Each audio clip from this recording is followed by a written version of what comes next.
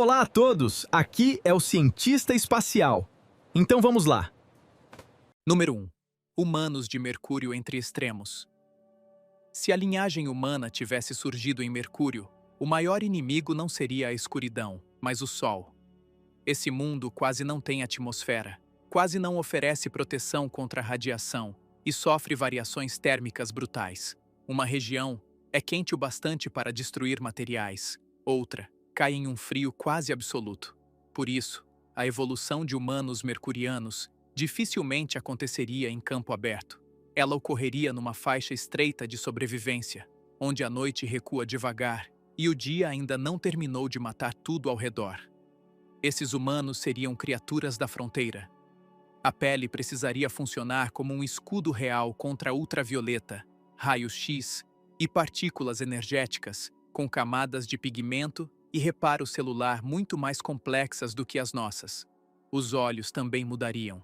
Não bastaria enxergar, seria preciso filtrar brilho extremo, poeira e micrometeoritos.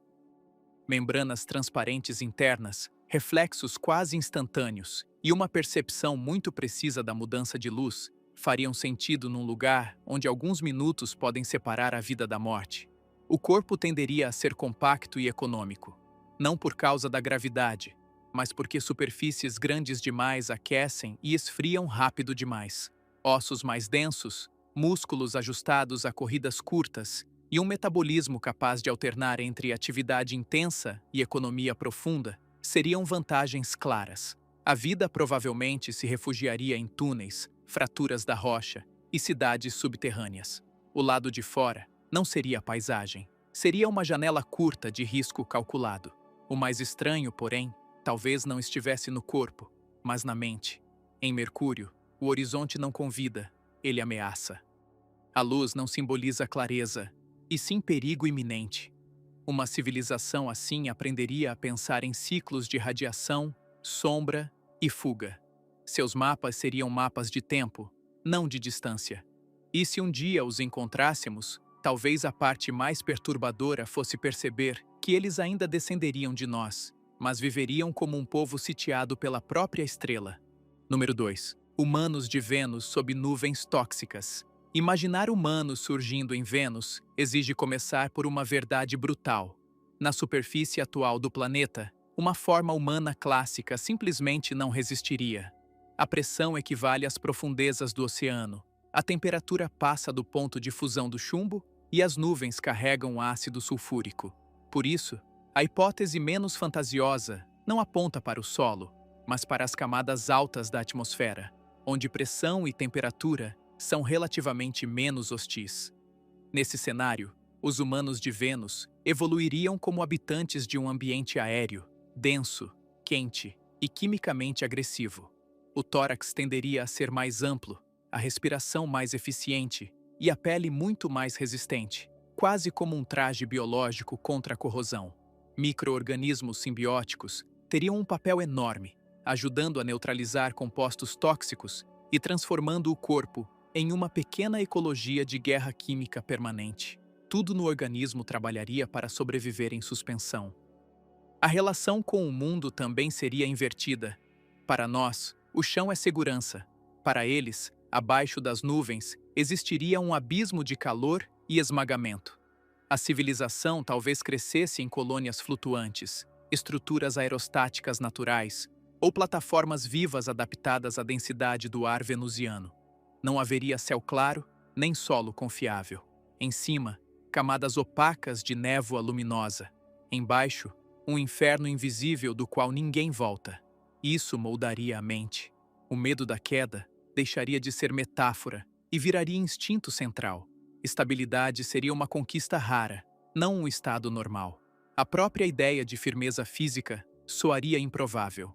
E se esses descendentes humanos um dia nos encontrassem, talvez o mais estranho fosse perceber que, para eles, a noção de uma superfície sólida, seca e habitável pareceria uma lenda absurda, inventada por um mundo impossível.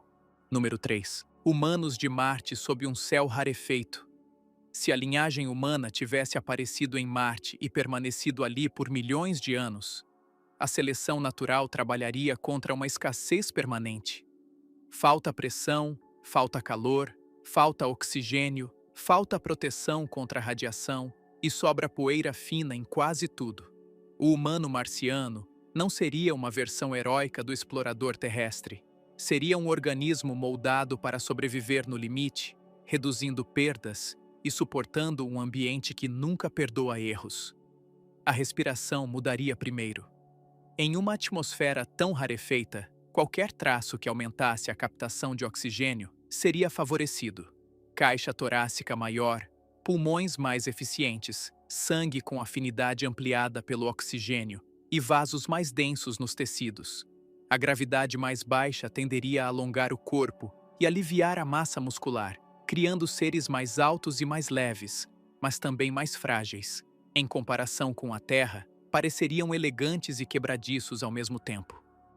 A radiação seria o outro grande escultor. Sem uma atmosfera densa e sem um campo magnético forte, Marte bombardeia lentamente tudo o que vive. Por isso, a pele talvez se tornasse mais escura, espessa e rica, em mecanismos de reparo do DNA.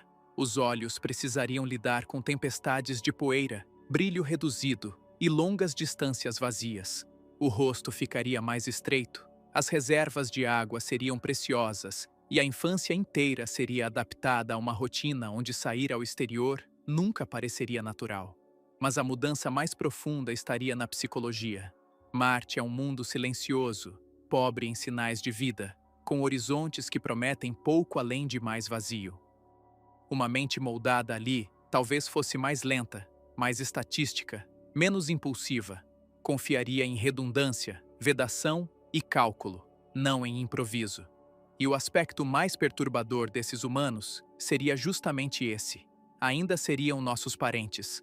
Mas a leveza espontânea do ser humano terrestre teria morrido muito antes de qualquer encontro, sufocada por um céu vermelho e fino demais para consolar alguém.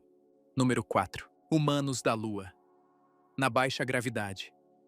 Na Lua, a evolução humana não lutaria contra oceanos de ácido, nem contra vulcões globais. Lutaria contra o vácuo, a radiação e a baixa gravidade.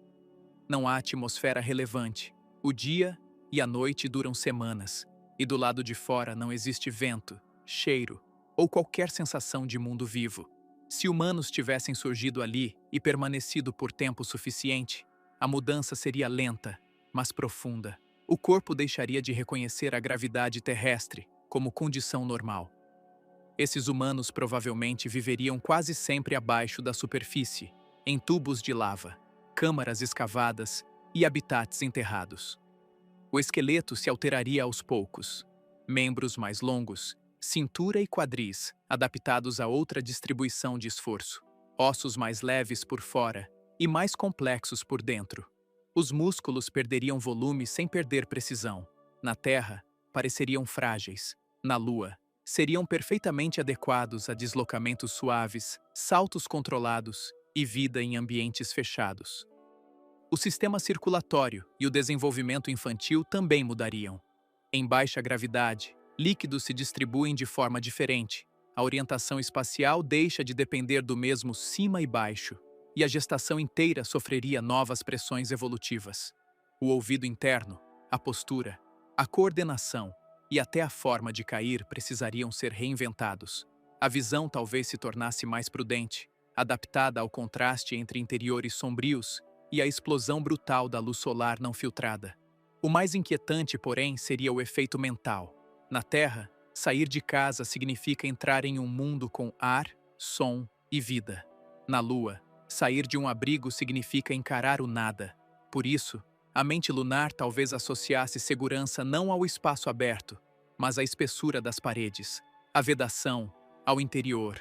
Para eles, o céu negro em pleno dia não seria belo. Seria um lembrete constante de que o universo começa logo do lado de fora e não tem intenção alguma de acolher ninguém. Número 5. Humanos de Europa sob gelo eterno. Se a linhagem humana tivesse surgido em Europa, lua de Júpiter, ela quase certamente evoluiria no oceano oculto, sob quilômetros de gelo. Essa é uma das hipóteses mais perturbadoras de todas, porque esse tipo de civilização jamais conheceria céu, horizonte ou luz solar direta. O mundo inteiro seria feito de água escura, alta pressão, fontes hidrotermais e um teto gelado que existe sempre, mas nunca responde. Nesse ambiente, o corpo humano mudaria radicalmente. A visão perderia importância, porque na escuridão profunda, ela é cara e pouco útil. Em seu lugar, seleção natural favoreceria ecolocalização, leitura de vibrações, sensibilidade química e talvez até percepção de campos elétricos. O rosto deixaria de ser um rosto terrestre e viraria uma plataforma sensorial. O movimento em água densa alteraria membros, articulações e equilíbrio. O metabolismo priorizaria retenção de calor e eficiência extrema. A cultura também seria outra. Na Terra, civilizações crescem sob o Sol, navegam pela superfície e escrevem mapas de continentes. Em Europa, mapas seriam mapas de correntes, fendas quentes, regiões perigosas e espessuras variáveis do gelo. A própria ideia de acima talvez não tivesse o mesmo sentido. O teto congelado sobre a cabeça seria o limite absoluto do cosmos conhecido, enquanto a profundidade abaixo representaria abundância, ameaça e mistério ao mesmo tempo. Talvez a parte mais estranha estivesse na consciência. Uma espécie que cresce sem ver estrelas pode nem imaginar o que é o espaço. Para humanos de Europa, a realidade inteira caberia dentro de um oceano fechado. Se um dia conseguissem romper o gelo e olhar para fora, o primeiro contato com o céu talvez não fosse uma revelação gloriosa, mas um colapso psicológico. Descobrir que o universo não termina no teto branco e que seu verdadeiro mundo sempre foi apenas uma cavidade escura, presa dentro de algo infinitamente maior e mais frio. Número 6. Humanos de Io, junto ao inferno vulcânico. Io é um dos ambientes mais hostis do sistema solar para qualquer coisa que lembre um ser humano. A Lua é deformada pelo campo gravitacional de Júpiter, vive em erupção quase constante, expõe a superfície a compostos de enxofre e ainda está mergulhada em uma região de radiação intensa. Se humanos tivessem surgido perto desse mundo, sua evolução seria menos uma história de conquista e mais uma história de fuga permanente. Esses humanos dificilmente viveriam ao ar livre. A vida seria empurrada para o subsolo, para cavernas, fraturas profundas e zonas termicamente mais estáveis. A seleção natural favoreceria organismos capazes de perceber calor, química atmosférica, vibrações sísmicas e mudanças bruscas no ambiente com antecedência. A pele seria menos sensível por fora e muito mais resistente por dentro, enquanto mecanismos de reparo celular se tornariam vitais. Em Io, dano ao DNA não seria acidente, seria rotina. A forma corporal tenderia ao compacto, ao robusto e ao econômico. Nada ali premiaria ostentação biológica. Túnel, abrigo e migração seriam parte da própria anatomia social. Cidades fixas na superfície fariam pouco sentido, porque qualquer região pode ser apagada por um novo fluxo vulcânico ou por uma tempestade de partículas. A cultura, portanto, seria uma cultura de impermanência. Não se construiria para durar séculos. Construir-se-ia para atravessar o próximo ciclo de destruição. Isso teria consequências mentais profundas. Na Terra, catástrofes são interrupções. Em Io, a estabilidade seria a exceção. Uma mente formada ali cresceria em estado de alerta quase permanente, desconfiando do próprio chão e do próprio calendário. E é justamente isso que torna a teoria tão sombria. Se encontrássemos descendentes humanos de Io, talvez reconhecêssemos o parentesco biológico, mas não reconheceríamos a esperança básica que ainda sustenta a psicologia humana terrestre. Número 7. Humanos de Calisto no Reino do Frio. Entre os grandes mundos externos, Calisto talvez fosse um dos poucos onde a linhagem humana poderia persistir por muito tempo sem ser esmagada por violência geológica contínua. Isso não o torna amigável. Ele continua sendo um lugar remoto, gelado, escuro e pobre em energia fácil. Mas exatamente por ser mais estável do que outros satélites de Júpiter, Calisto favoreceria uma evolução baseada não em pânico, e sim em economia extrema. Esses humanos seriam mais baixos, mais compactos e muito melhores em conservar calor. Perder energia em um ambiente desses seria quase uma sentença de morte. Camadas de gordura, metabolismo mais lento, controle hormonal refinado e uma tolerância maior a longos períodos de repouso seriam claros alvos da seleção natural. O coração talvez batesse mais devagar. A atividade intensa se tornaria rara e estratégica. Dormir muito ou entrar em estados de semi-hibernação deixaria de parecer fraqueza e viraria vantagem biológica. A percepção do mundo também mudaria.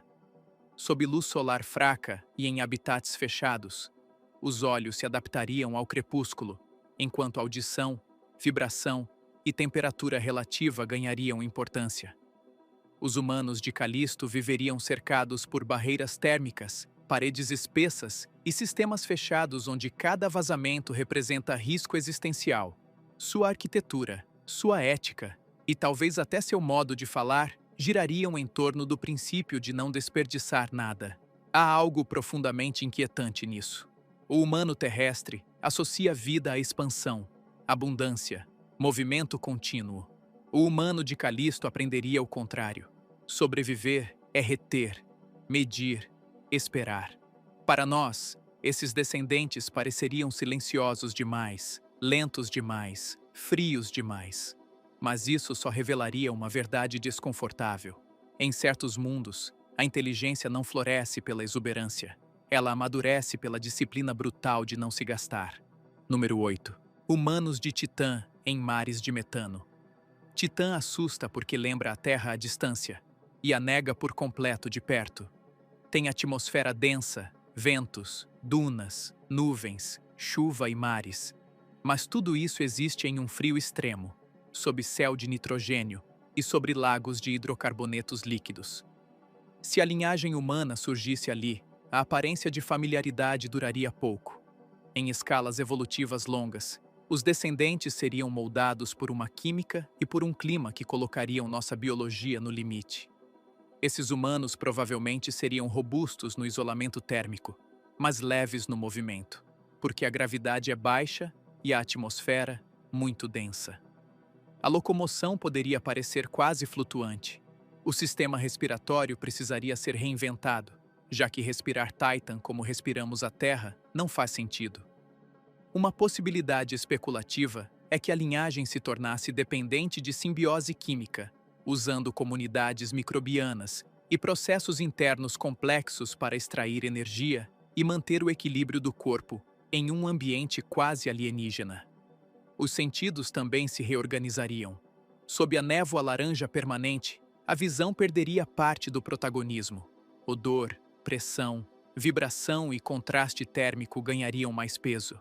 O mundo seria lido pelo comportamento da bruma, pela espessura do ar e pelo silêncio escuro dos mares de metano. Esses mares não teriam nada do simbolismo terrestre da água viva.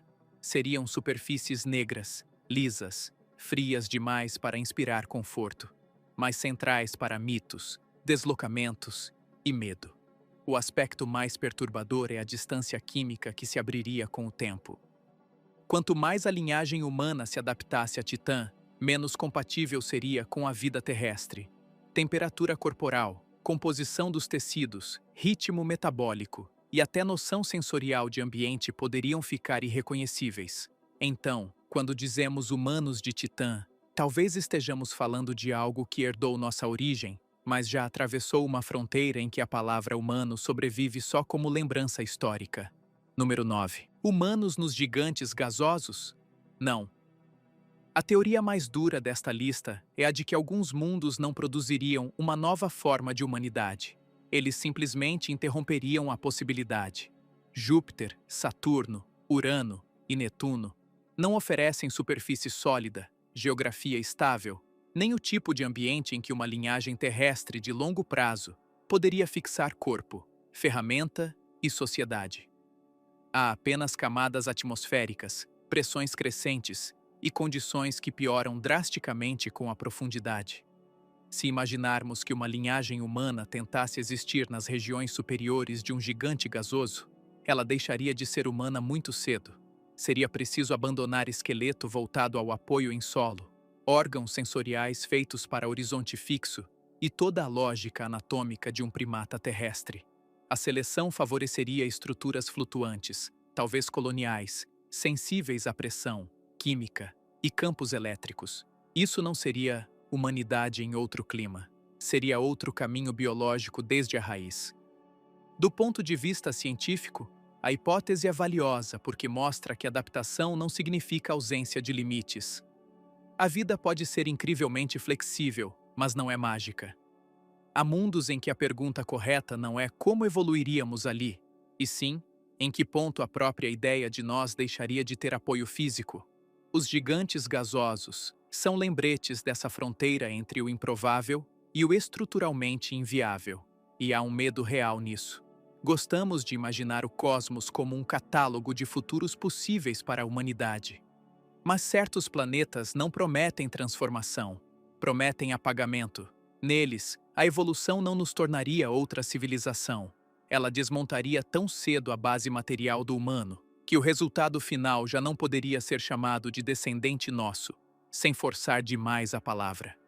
Número 10. Em cada mundo, deixaríamos de ser nós.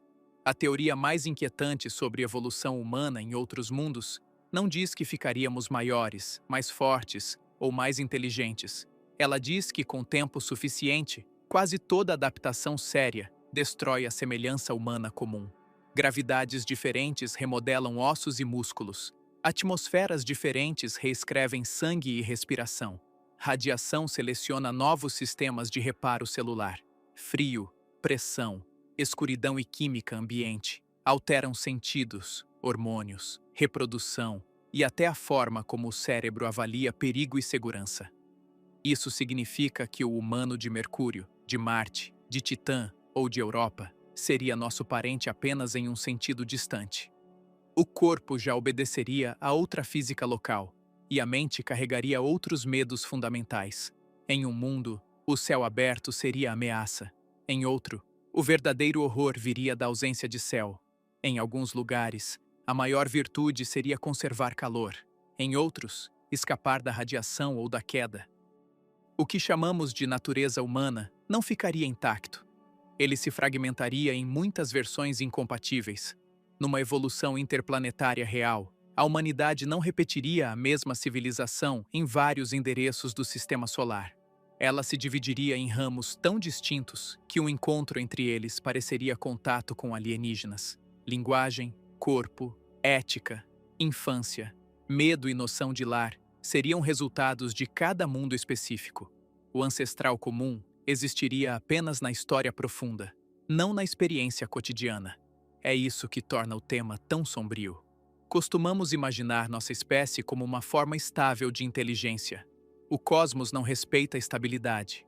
Ele remodela tudo o que toca, se tiver tempo suficiente. E nesse cenário, a pergunta mais honesta não seria: como seriam os humanos em outros planetas? Mas, em que momento nossos descendentes deixariam de nos reconhecer? E nós deixaríamos de reconhecê-los?